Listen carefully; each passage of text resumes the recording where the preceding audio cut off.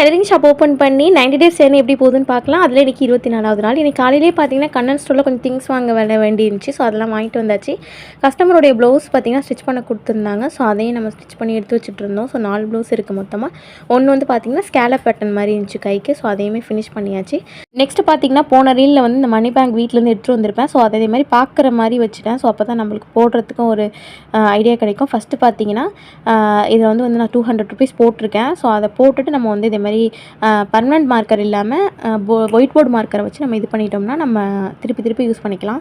Next பார்த்தீங்கன்னா offline கிளாஸில் வந்து ஸ்டூடெண்ட்ஸ் எல்லாருமே இன்றைக்கி ஸ்கர்ட் பாட்டு போயிட்டாங்க.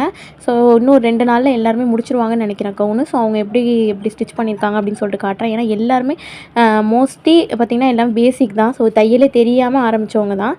ஸோ அவங்களுடைய ஒர்க் எப்படி இருக்குதுன்னு சொல்லிட்டு நான் உங்களுக்கு காட்டுறேன். ரீசெண்ட் டைமாக நான் போடுற shoulder video, arm whole video எல்லாத்துக்குமே நல்ல ஒரு ரெஸ்பான்ஸ் இருக்குது, நல்ல ஒரு ரீச்சும் இருக்குது. ஸோ அதே மாதிரி நம்ம ஈஸியாக நம்ம கண்டுபிடிக்கிற மாதிரி நிறைய வீடியோஸ் நான் எடுத்து வச்சுருக்கேன். அது எல்லாத்தையுமே அடுத்தடுத்த வீடியோவில் உங்களுக்கு ஆட் பண்ணுறேன். ஸோ அதுவும் உங்களுக்கு ஈஸியாகவும் இருக்கும். நான் சைஸ் சார்ட்டும் கொடுக்கறதுனால நீங்கள் ஈஸியாகவும் ஸ்டிச் பண்ணிக்கலாம். எல்லாமே ரொம்ப சூப்பராக இருக்கும். ஸோ நாளைக்கு வீடியோவில் என்ன நடந்துச்சுன்னு பார்க்கலாம்.